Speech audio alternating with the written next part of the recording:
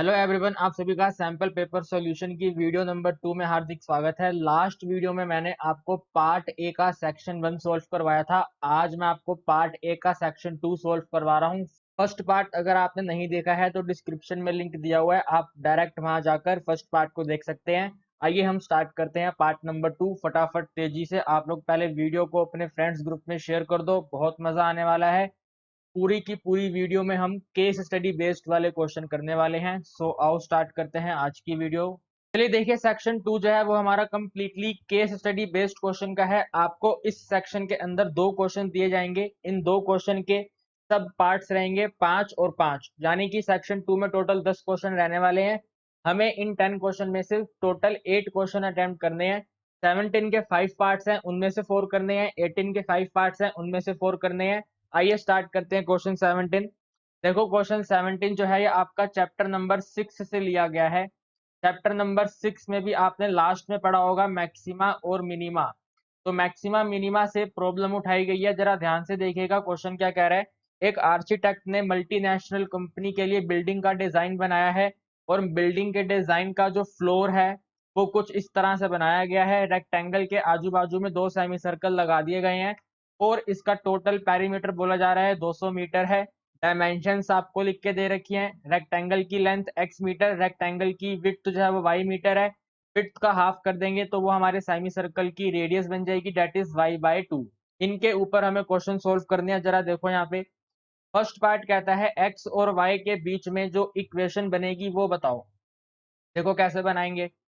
हम जानते हैं कि अगर ये नीचे वाली वैल्यू x है तो भाई ऊपर वाली वैल्यू भी तो x होगी, because it is a rectangle. तो हम यहाँ लिख देते हैं ये भी x है। इसके बाद हम जानते हैं कि ये जो ये वाली पोर्शन है, ये वाला पोर्शन तो length of arc of semicircle है। This is the portion of the length of arc of semicircle, जिसको हम लिखते हैं पाई इंटू आर। और अगर हम यहाँ पे देखेंगे तो ये वाला भी length of arc of semicircle है। Length of arc of semicircle को हम सिंपली बोलते हैं पाई इंटू में आर। ठीक है। अब देखो हमें यहाँ पे आर की जगह पे क्या लिखना है, radius of the semi circle. Radius of the semi circle है y/2, तो आर की जगह पे आएगा y/2, तो पाई मल्टीप्लाई y/2। और यहाँ पर भी आप क्या लिखेंगे इसको, पाई multiply by y divided by 2। इन सबको ऐड करोगे तो क्वेश्चन में दे रखा था पेरीमीटर है 200, इसका हम यूज करेंगे यहाँ पर। तो सबसे पहले देखो यहाँ से स्टार्ट करते हैं। पहले हम ये वाली साइड को ऐड करते हैं x। x में ऐड करेंगे ये वाली length of arc of semi circle, यानी कि पाई/2y। तो आप यहाँ पे लिखो पाई/2y। फिर इसमें ऐड करेंगे ये वाली लेंथ जो कि x है, सो प्लस x। उसके बाद दोबारा से ये वाली length of arc of semicircle, that is पाई/2 इंटू में y। तो प्लस करेंगे पाई/2y। ये पूरा का पूरा कंप्लीट पेरीमीटर है, और पेरीमीटर हमें दे रखा है 200 के इक्वल। x में x प्लस करेंगे 2x आएगा, पाई/2 में पाई/2 प्लस करेंगे तो आपके पास आएगा पाई। y सेम रहेगा, इक्वल टू में रहेगा 200। तो हमारा आंसर आ रहा है 2x प्लस में पाई y इज इक्वल टू 200। आप देखो कहाँ पर है ये, तो ये है हमारा ऑप्शन नंबर बी में। Our answer is option number B. First part का आंसर है option number B. Second part कहता है जो ये कैपिटल ए आपको नजर आ रहा है, इस कैपिटल ए का एरिया बताओ क्या बनेगा x की टर्म्स में। तो आपको उसके लिए इस इक्वेशन को यूज करना पड़ेगा। मैं यहाँ पे इसको नोट कर लेता हूँ। हमने इक्वेशन फाइंड करी है 2x प्लस में पाई y इज इक्वल टू 200। हमें सभी की सभी वैल्यूज को x की टर्म्स में कन्वर्ट करना पड़ेगा। तो हम यहाँ पे वैल्यू फाइंड कर लेते हैं। पाई y की वैल्यू क्या बनेगी, पाई y इज इक्वल टू 200। ये 2x यहाँ पे जाके माइनस हो जाएगा, -2x। अगर आप चाहो तो यहाँ से कॉमन ले लो, 2 मल्टीप्लाई बाय 100 - x आपके सामने आ जाएगा, और यहाँ पे सिंपल रहेगा पाई y। अगर जरूरत पड़ेगी y की वैल्यू की तो हम इसको लिख देंगे 2 divided by pi multiply by 100 - x। ठीक है भाई। अब ये जो a पोर्शन डिनोट कर रहा है, ये a पोर्शन सिर्फ इतना ही है। और अगर आप ध्यान से देख रहे हैं तो ये वाला रेक्टेंगल है, रेक्टेंगल का हमें एरिया बताना है क्या होगा। तो रेक्टेंगल का एरिया होता है लेंथ इंटू ब्रेथ, यानी कि x इंटू वाई। क्वेश्चन का आंसर हमें कंप्लीटली x की टर्म्स में देना है, तो मैंने यहाँ पे पहले ही y की वैल्यू फाइंड कर लिया है, उसको नीचे पुट कर देंगे। तो x मल्टीप्लाई बाय 2 अपॉन में पाई मल्टीप्लाई बाय 100 - x। जरा चेक करो कहीं से मैच हो रहा है आंसर ये। अभी तो मैच नहीं हो रहा। देखो अगर हम इसमें x को यहाँ पर इस वाले ब्रैकेट के साथ मल्टीप्लाई कर दें तो ये ऑप्शन नंबर ए से मैच हो जाएगा। तो हमारा आंसर ऑप्शन नंबर ए आ गया, लेकिन इसको सोल्व कर देते हैं। आंसर बन जाएगा ये 2 divided by pi multiply by 100x minus में एक्स स्क्वायर, एकदम प्रॉपर मैच हो गया। थर्ड बात में कह रहे हैं कि मैक्सिमम वैल्यू बताओ एरिया ए की, इस रेक्टेंगल के एरिया को मैक्सिमम करके बताओ कितना आंसर आएगा। तो उसके लिए आपको इस वाले फंक्शन का डेरिवेटिव करना पड़ेगा। तो 2 बाय पाई तो 2 बाय पाई रहेगा, ब्रैकेट में डेरिवेटिव करेंगे, 100x का डेरिवेटिव 100 होगा, 2x का डेरिवेटिव 2x होगा। और आप जानते हैं x की वैल्यू को फाइंड करने के लिए हमें इसके डेरिवेटिव को इक्वेट करना पड़ेगा 0 से, तो this is equal to 0। 2 upon pi constant है, इक्वल टू में जाके 0 हो जाएगा। आप सीधा लिख दो यहाँ पे 100 इज इक्वल टू में 2x, यानी कि x की वैल्यू आ गई 50। अगर मैं x की वैल्यू 50 को फंक्शन के अंदर पुट करूंगा तो हमारा आंसर आएगा। तो ये हमारा फंक्शन है, यहाँ पे वैल्यू पुट करनी है। इसमें वैल्यू पुट ना करते हुए दोस्तों मैं वैल्यू पुट करूंगा इसके अंदर, क्योंकि उसको सोल्व करना आसान है। तो x की वैल्यू है 50, सो 50 multiply by 2 upon pi, bracket में है 100 माइनस एक्स, तो 100 माइनस एक्स की जगह पर 50। 50 इंटू में 2 करेंगे 100 आ गया, और इसको माइनस करेंगे तो 50 आ जाएगा, और इसके डिवीजन में रहेगा पाई। आपके पास आंसर आ गया ये 5000 डिवाइडेड बाय पाई। तो 5000 डिवाइडेड बाय पाई है ऑप्शन नंबर सी में। तो हमारा थर्ड पार्ट का आंसर आया ऑप्शन नंबर सी। आप देख रहे हैं ये पूरे के पूरे क्वेश्चन जो हैं ये 6-6 नंबर के क्वेश्चन है, मैक्सिमम मिनिमा के इन्होंने एक एक नंबर में दे रखे हैं। तो ध्यान से पढ़ाई कर लो, केस स्टडी वाले क्वेश्चन आएंगे तो वो बड़े क्वेश्चन ही आएंगे, और वो एक नंबर में आएंगे, तो आपको फटाफट स्पीड से सोल्व करना पड़ेगा। चलो आगे देखो। फोर्थ कह रहा है अगर सीईओ चाहता है एरिया को मैक्सिमम करना तो क्या एक्स की वैल्यू पे कुछ फर्क पड़ेगा। जरा आप यहाँ पे देखो, इधर ये वाली फिगर आप यहाँ पे ध्यान से देखो। तो अगर ये इस सेमी सर्कुलर को जोड़ना चाहता है, सेमी सर्कुलर एंड को अटैच करना चाहता है, तो x की वैल्यू तो यहाँ पे फिक्स है, x के ऊपर थोड़ी ना कुछ असर पड़ रहा है। हम जब सेमी सर्कल को जोड़ रहे हैं तो उसका डिपेंडेंट तो सेमी सर्कल का रेडियस होगा कि सेमी सर्कल की रेडियस कितनी है, x के ऊपर तो कोई इफेक्ट नहीं पड़ेगा। So no effect on the value of x, यानी कि नो इफेक्ट का मतलब है 0 मीटर। फोर्थ पार्ट का आंसर आएगा 0 मीटर। अब मेरा आपको सजेशन ये है कि अगर यही सेम क्वेश्चन आपके पेपर में आता है तो फर्स्ट वाले 4 सोल्व कर लेना, आगे बढ़ने की जरूरत नहीं है, क्योंकि फिफ्थ पार्ट को करने के लिए आपको दोबारा से पूरा क्वेश्चन सोल्व करना पड़ेगा।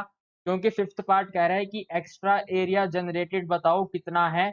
अगर इस बार आपको पूरे फ्लोर का एरिया मैक्सिमम करना है, पूरे फ्लोर के एरिया को मैक्सिमम करने का मतलब है हमने जो अभी तक इसमें रेक्टेंगल को सोल्व करा है, अब हमें इसके अंदर सेमी सर्कल को सोल्व करना है और उसके आंसर को इस रेक्टेंगल में से माइनस करना है। तो जब आप ऐसा करोगे और इसको पूरा सोल्व करोगे तो आपका आंसर एरिया एकदम सेम टू सेम आएगा, यानी कि जो इस वाले का आंसर आया था 5000 बाय पाई, इसको सोल्व करने पर भी आंसर 5000 बाय पाई आएगा। यानी कि कहने का मतलब ये है कि इस वाले रेक्टेंगुलर पोर्शन का एरिया भी 5000 है, और इस वाले सेमी सर्कुलर रीजन का भी एरिया 5000 है। ठीक है, सेम टू सेम एरिया आएगा। तो हम यहाँ पे क्या लिखेंगे, देखो both areas are equal, both areas are equal को इन्होंने अदर सेंस में बोला हुआ है नो चेंज। यहाँ पे नो चेंज का मतलब ये नहीं कि कुछ भी चेंज नहीं हुआ, चेंज तो हुआ है। देखो 5000 ये था, ये वाला कितना आ गया और ये वाला कितना आ गया, टोटल मिला के 5000 आ गया। आएगा, सोल्व करना डेफिनेटली आएगा, जैसे हम मैक्सिमम मिनिमम प्रॉब्लम को सोल्व करते हैं पक्का सोल्व करना 5000 आएगा। बाद में भी 5000 है, पहले भी 5000 है। तो यहाँ पे देखो क्या लिखा हुआ है, एक ऑप्शन है ना यहाँ पे बोथ एरियाज आर इक्वल, तो जब आप सोल्व करोगे तो बोथ एरिया इक्वल ही आएगा। तो नो चेंज का मतलब ये नहीं है यहाँ पे चेंज हुआ नहीं है, चेंज हुआ है लेकिन इक्वल परसेंटेज से चेंज हुआ है। तो आंसर बनेगा बोथ एरियाज आर इक्वल। इसके अंदर एक ऑप्शन है ये वाला 5000 अपॉन पाई मीटर स्क्वायर, इसमें बोला हुआ है एक्स्ट्रा कितना जनरेट करा, एक्स्ट्रा कितना जनरेट करा, तो एक्स्ट्रा जनरेट नहीं करा, same to same area generate करा। तो सेम टू सेम कितना जनरेट करा वो आप फाइंड करोगे तो आपके पास आंसर आ जाएगा। देखिए दोस्तों, फिर क्वेश्चन नंबर 18 की जो केस स्टडी है वो चैप्टर नंबर 13 प्रोबेबिलिटी से ली गई है। और जब आप इसको पूरा रीड करोगे, अभी मैं आपको क्वेश्चन करवाऊंगा तो हमें पता चलेगा कि ये जो केस स्टडी है ये टोटल प्रोबेबिलिटी और बेस थ्योरम के ऊपर डिपेंड है। तो चलो देखते हैं क्या कह रहा है क्वेश्चन। फर्स्ट क्वेश्चन पढ़ते हैं। ये फिगर दे रखी है, इसके अंदर इतना कुछ खास है नहीं, आपको वही स्टेटमेंट पढ़नी है और इन क्वेश्चन का आंसर देना है। देखो क्या कह रहा है। एक ऑफिस के अंदर 3 एम्प्लॉई है, विनय, सोनिया और इकबाल। ये तीन करते क्या हैं, इनके पास जो कॉपीज आती हैं उनको चेक करते हैं ये। विनय चेक करता है 50%, सोनिया चेक करती है 20% और जो रिमेनिंग बचा हुआ उसको चेक करता है 30% यानी कि इकबाल। विनय अगर उसको कॉपी को चेक करे और एरर कर दे इसके 6% चांस है। सोनिया अगर कॉपी को चेक करे और एरर कर दे 4% चांस है और अगर इकबाल कॉपी को चेक करे और एरर कर दे 3% चांस है।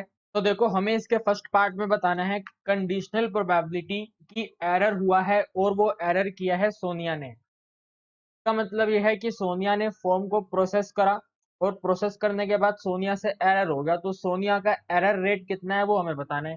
तो क्वेश्चन के अंदर सोनिया का एरर रेट हमें कितना दिया हुआ है, देखो यहाँ पे 0.04 दिया हुआ है, वही 0.04 इसका आंसर है। तो फर्स्ट पार्ट का आंसर आ गया ऑप्शन नंबर बी।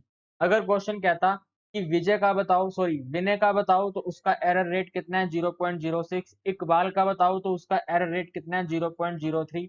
सिंपल है, 0.07 इसका आंसर है। सेकंड पार्ट कहता है कि प्रोबेबिलिटी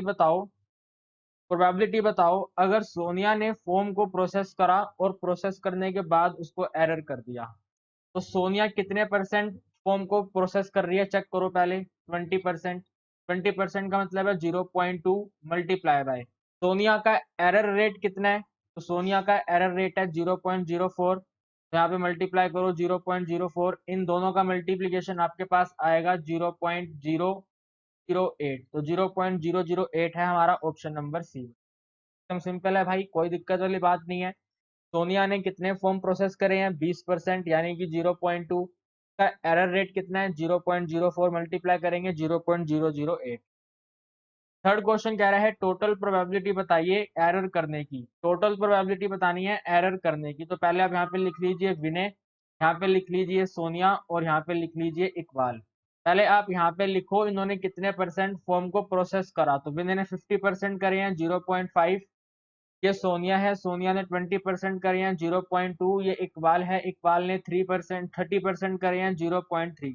इसके नीचे आप लिखिए इन्होंने एरर कितने करे हैं, तो विनय का एरर है 0.06, सोनिया का एरर है 0.04 और इकबाल भाई का एरर है 0.03।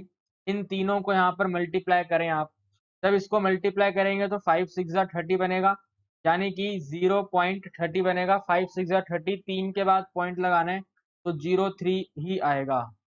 इसके बाद सोनिया का मल्टीप्लीकेशन करो 0.2 और 0.04 अभी हमने करा था, इसका आंसर बनेगा 0.008 और इसको मल्टीप्लाई करेंगे 3 को 3 से 9 आएगा यानी कि 0.009। इन सबको ऐड करेंगे तो टोटल प्रोबेबिलिटी आ जाएगी। इन सबको ऐड करने पे देखो क्या आएगा, 8 और 9 17, 17 में अगर हम ये ऐड करेंगे तो 47।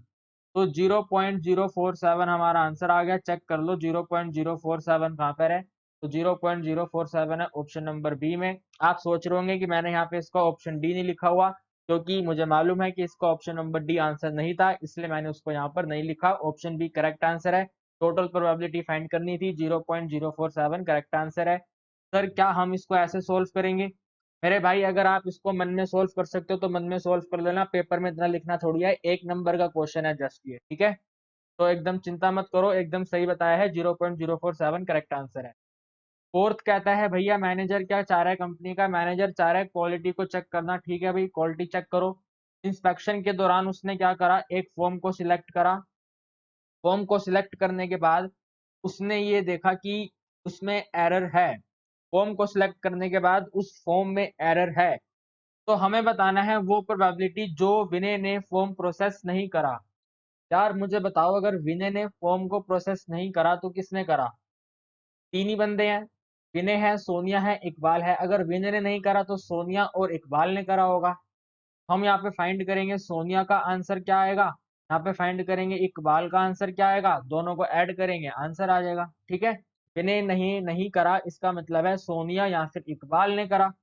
तो इन दोनों के ही डिनोमिनेटर में एरर की टोटल प्रोबेबिलिटी आएगी और एरर की टोटल प्रोबेबिलिटी हमने अभी यहाँ पर फाइंड करी है 0.047।